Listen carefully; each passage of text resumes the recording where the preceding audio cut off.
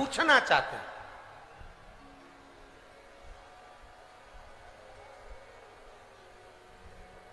पांच व्रत नहीं, 6 व्रत नहीं, 7 व्रत नहीं, 11 व्रत नहीं।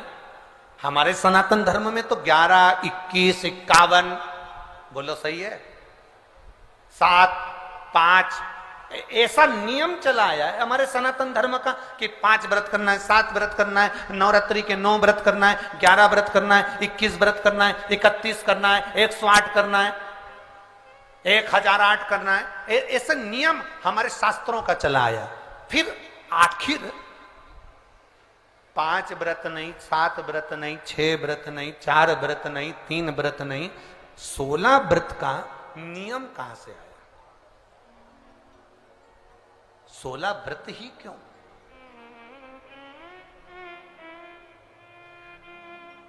पंद्रह नहीं, 14 नहीं, 13 नहीं, 12 नहीं, 11 नहीं, कितने? 16। ये 16 व्रत का नियम कैसे? ये कहां से आ गया 16 व्रत का नियम? कोई आपसे पूछ सकता है, आपके घर के बच्चे कह सकते हैं, मम्मी ओ मां क्या कर रही हो? मां ने कहा बेटा मैंने 16 सोमवार के व्रत उठाए। 16 सोमवार के व्रत उठाए? हाँ। क्या करती है उसमें? बेटा शाम के समय जब तीसरा पहर होता है, प्रदोष काल होता है, प्रदोष का जो समय होता है, शाम का जो समय होता है, उस शाम के समय पर हम 16 सोमवार का पूजन करते हैं। शिव जी का शिवलिंग का निर्माण करना या शंकर भगवान का शिवलिंग घर में उसकी पूजन अर्चना करना, उसका निर्माण करना और पूजन करके जो भी चीज से हमने सोमवार करे हैं, जो 16 सोमवार के प्रथम सोमवार में चूरमे से करो, चाहे तुम बेलपत्री से करो, चाहे तुम मिश्री से करो, जिससे तुम पहला व्रत करोगे, 16 की 16 व्रत उसी चीज से होंगे, उसी प्रसाद से होंगे। तो बच्चे कहेंगे मां ये 16 व्रत का विधान कहां से आया?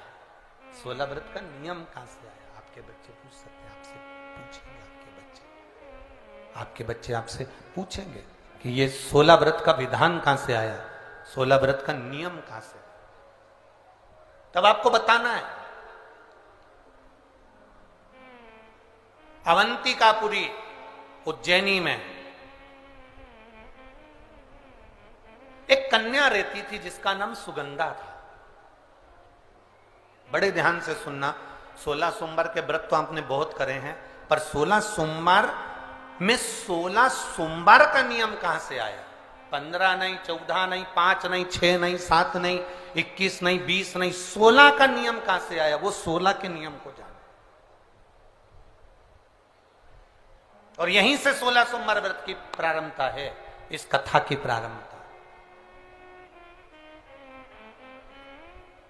और जिन जिन को स्मरण में ना हो, मेरी माताओं से निवेदन है, जिनको नहीं मालूम है कि 16 सोमवार के 16 व्रत का विधान कहां से आया, उनको आप सुना सकते हो, आप उनको बता सकते हो। अवंतिकापुरी में एक सुगंधा नाम की एक बड़ी सुंदर कन्या रहती थी, बड़ी सुंदर थी। उसमें उसके चेहरे पर बड़ा आकर्षण था, उसके चेहरे पर बड़ी चमक थी, उसके चेहरे पर बड़ी रौनकता थी, बड़ी रौनक।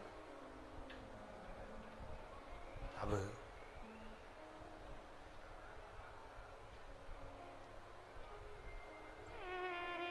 उसकी माता, सुगंधा की जो मां थी, सुगंधा जो कन्या थी, उसकी जो माता थी जिसका नाम रेणुका था, वो रेणुका एक काम बड़ा विचित्र करती थी।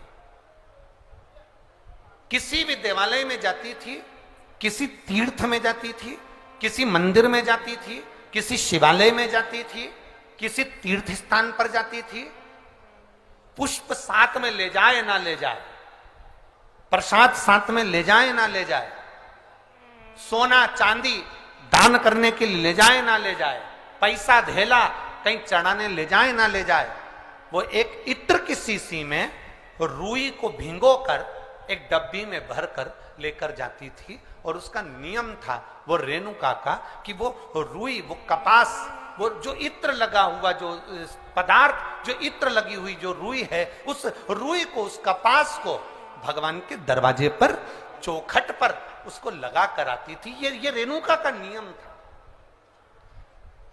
ये सुगंधा की मां का नियम था।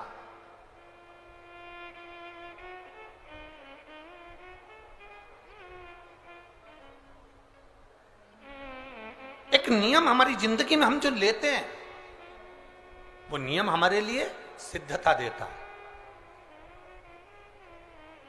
आप में से कई माताएं ऐसी बैठी होंगी जिन्होंने नियम लिया होगा कि मैं शिव जी के मंदिर में जब भी जाऊंगी, मैं देवादिदेव महादेव के मंदिर में जब भी जाऊंगी, मैं शंकर भगवान के मंदिर में जब भी पहुंचूंगी तो वहां झाड़ू लगा दूंगी, मां पोछा लगा दूंगी। बैठी हैं ऐसी माताएं यहाँ पर जो मंदिर में जाकर कभी झाड़ू पोछा लगा देती हो हैं?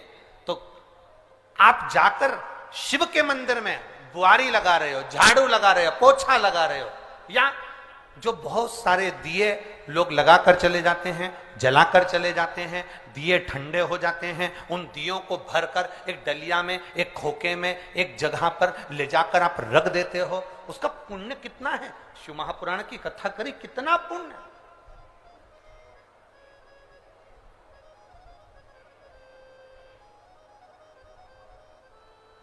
गुरु नानक देव जी ने तो अपने शिष्य वाले से कहा था,